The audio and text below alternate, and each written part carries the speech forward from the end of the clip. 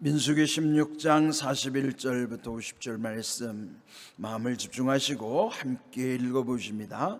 이튿날 이스라엘 자손의 온 회중이 모세와 아론을 원망하여 이르되 너희가 여호와의 백성을 죽였도다 하고, 회중이 모여 모세와 아론을 칠 때에 회막을 바라본즉 구름이 회막을 덮었고 여호와의 영광이 나타났더라.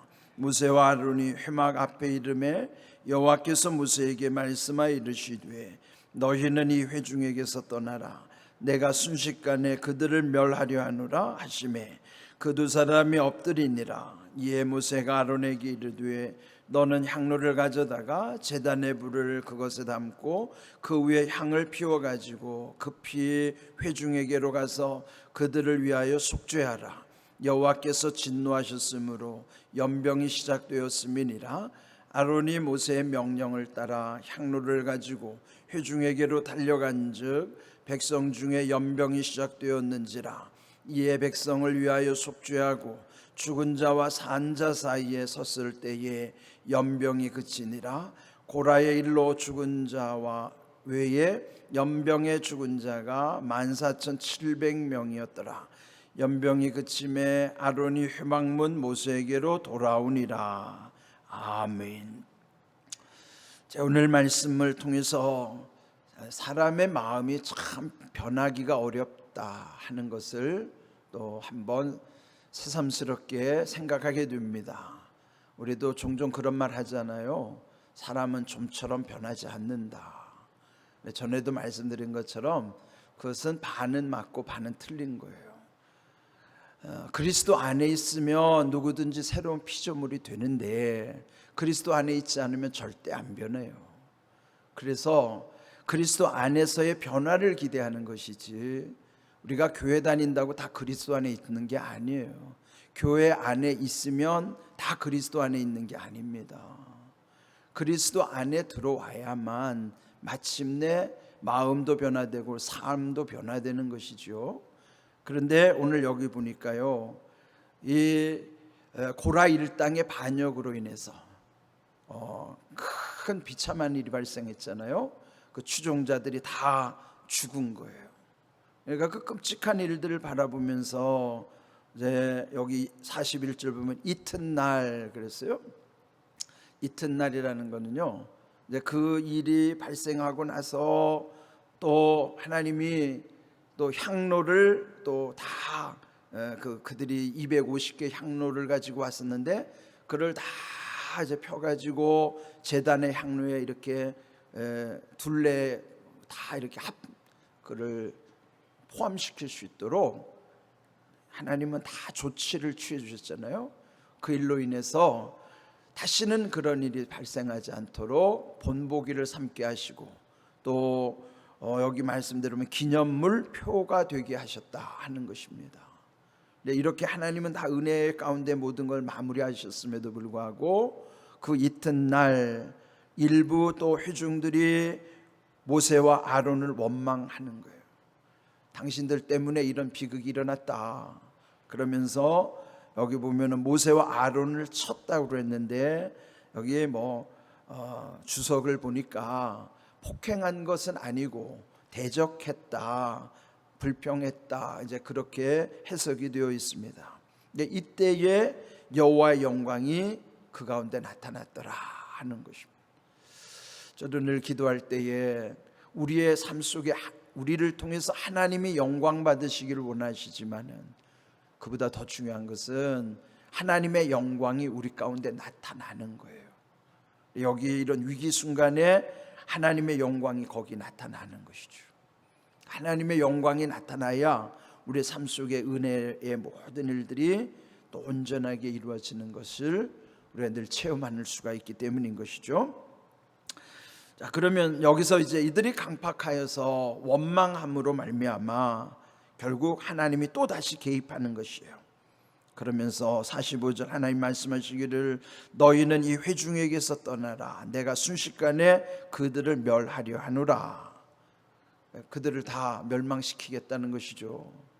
이때 아론과 모세와 아론은 즉시로 엎드린 거예요. 엎드렸다는 것은 하나님께 긍휼을 구하며 기도하는 것이죠. 그 백성들을 위해서 중보의 기도를 하는 거예요.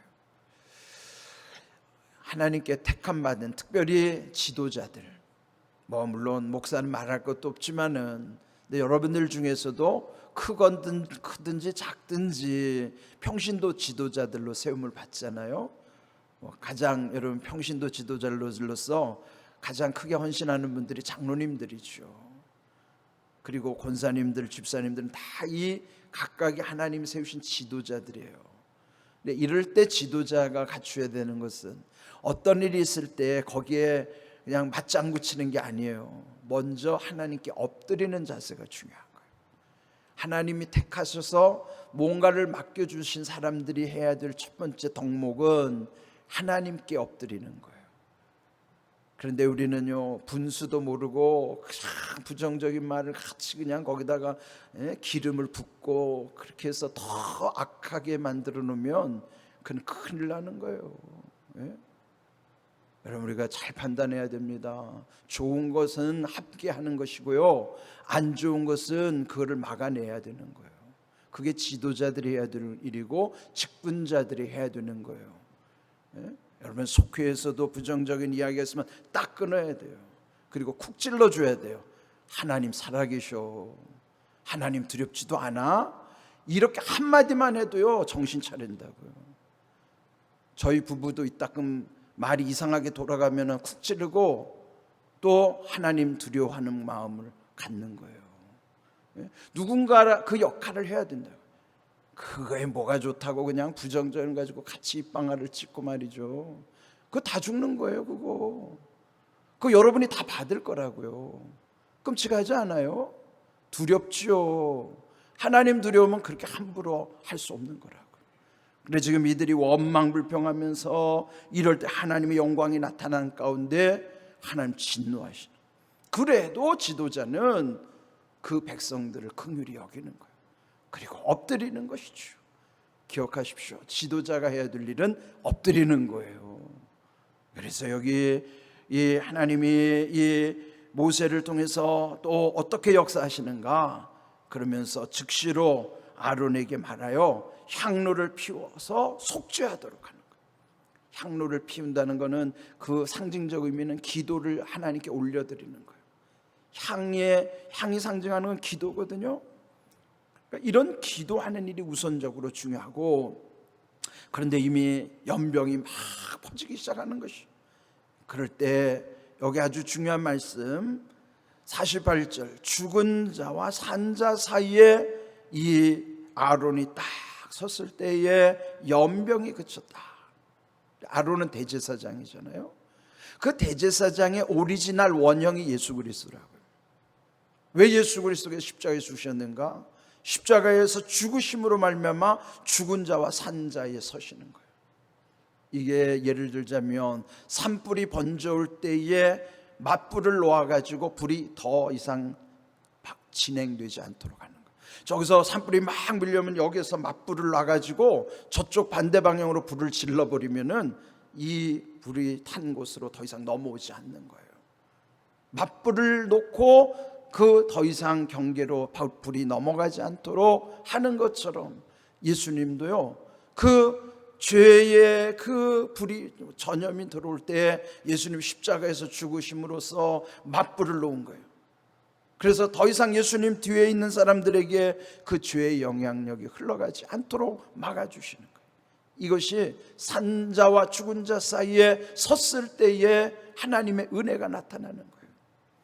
우리는 다 예수 그리스도 그분 뒤에 있기 때문에 이 죄의 세력이 넘어오지를 못하는 거예요. 산자와 죽은 자 사이에 섰을 때 연병이 없어졌더라. 이게 우리가 얼마나 귀한지 몰라요. 은혜 안에 있다는 것은 더 이상 죄가 침범할 수가 없는 거예요. 그런데 우리가 은혜 안에 산다고 해서 여전히 죄 지으면 그건 은혜 안에 있는 게 아니에요. 죄를 떠나는 거고 죄를 이기는 것이고, 그러면서 우리 하나님의 은혜 안에서 늘 감사하면서 살아가는 거예요. 이 역할을 우리가 예수님을 닮아가면 누가 해야 되냐면 지도자들이 해야 되는 거예요. 갈등이 있는 곳에 그 지도자가 딱 막아줄 때에 더 이상 거기 넘어오지 않도록 하는 거예요. 이런 것은 우리가 예수님을 본받아서 화해자의 역할, 이것이 중보자의 역할이고 참된 중보이신 예수님을 닮아가는 우리 그리스도인들의 모습이란 말이죠. 그래서 그리스도인이 있는 곳에는 거기에 모든 문제가 잠잠해지고 문제들이 해결이 되고 그 모든 일이 다 은혜 가운데서 풀려지게 하시는 것이 거기 있는 거예요. 그 역할을 하려면은 희생이 따르는 것이죠. 수고해야만 하는 거예요. 그냥 되지 않아요. 그래, 먼저 해야 되는 게 뭐냐면 엎드리는 것이죠. 하나님께 구하는 거예요. 하나님이 주시는 지혜 가지고 그런 모든 일을 감당할 수 있도록 하시는 것입니다. 예수 그리스도께서 산 자와 죽은 자 사이에 서 계신 것처럼 오늘 우리가 예수님을 따르는 예수님의 제자들인 우리가 온갖 문제들 사이에서 이 역할을 또 우리는 해야만 하는 것이에요. 매일 공감전도단을 하는 것도요, 우리가 이와 같이 그런 중요한 역할을, 그래서 더 이상 이런 죄의 파도를 넘지 못하도록 우리가 그 역할을 해야 하는 것이죠. 네, 여러분, 전도 현장에서 그런 간증들, 소소한 간증들을 보내주시는 것도 얼마나 참 귀한지 몰라요. 네, 여러분들이 앞으로 그런 간증들을 보내주시면 저한테까지 다 올라오면 그 간증을 또 함께 나누고 이렇게 할 수 있도록 또 여러분이 함께 마음을 모아주시면 좋겠습니다. 그런데 이런 원망하는 일들이 사실은 고린도전서 10장에 보면 바울이 아주 중요한 교훈으로 삼는 거예요. 고린도전서 10장 10절 우리 자막을 함께 읽어보겠습니다. 그들 가운데 어떤 사람들이 원망하다가 멸망시키는 자에게 멸망하였나니 너희는 그들과 같이 원망하지 말라. 이 본문 말씀이죠. 광야길 가면서 원망하다가 죽은 사람들이 얼마나 많은지 몰라요. 그런데 그들이 그렇게 원망하다가 죽었으니 우리는 원망하지 말자. 근데 그 앞에 보면은 그들이 우상 숭배하다 죽었으니 우리 우상 숭배하지 말자. 그들이 또 음행하다가 죽었으니 우리 음행하지 말자. 그들이 하나님 시험하다 죽었으니 우리 하나님 시험하지 말자. 그리고 여기서 그들이 원망하다 죽었으니 우리는 원망하지 말자. 이게 뭐예요? 반면교사로 삼는 거예요. 본보기로 삼는 거예요. 그래서 그 고린도전서 10장 11절 그 다음 절에 보면은 왜 이걸 기록하셨는가? 우리들에게 교훈으로 삼게 하시기 위해서 성경은 기록하고 있다라고 적고 있고요. 고린도전서 10장 12절 그런즉 선줄로 생각하는 자는 넘어질까 조심하라, 이렇게 되는 거예요. 여기 말씀의 교훈은 오늘 우리에게 본보기로 삼게 하시기 위해서, 그들은 망했지만 우리는 망하면 안 되잖아요. 그걸 우리에게 반면교사로 삼도록 이 말씀 주셨다는 것이죠. 이렇게 귀한 말씀 마음에 새기고 우리에게는 더 이상 이런 죄의 영향력이 넘어오지 못하고 이걸 끊어내는 역할을 할 수 있도록, 이 모든 일을 예수님이 다 이루셨지만은 이런 모든 일을 우리가 함께 전하고 또 우리의 모든 그런 사명을 함께 이루어갈 수 있는 것, 그걸 늘 감사하시면서 오늘 주신 이 귀한 말씀대로 우리의 삶에 늘 해방으로부터 자유, 평안 속에 주시는 기쁨과 감사, 이 은혜의 5가지 귀한 속성들을 우리 삶 속에서 늘 체험하는 거예요. 귀한 은혜를 감사하는 삶, 하나님의 능력으로 모든 일을 온전히 이루어 가시기를 주님의 이름으로 축복합니다. 아멘.